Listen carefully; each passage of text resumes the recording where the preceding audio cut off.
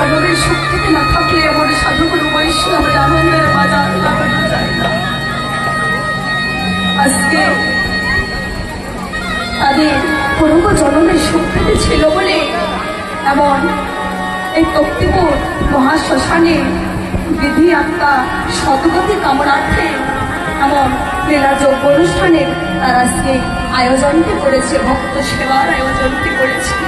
কত কষ্ট করে, কতজনার তাদেরকে মাধুগিরি করে, কতজনার লাঞ্ছনা বঞ্চনা সহ্য করে, কতজনা বলেছে ওগো তোমরা হরি নামের জন্য ব্যবসা শুরু করেছো।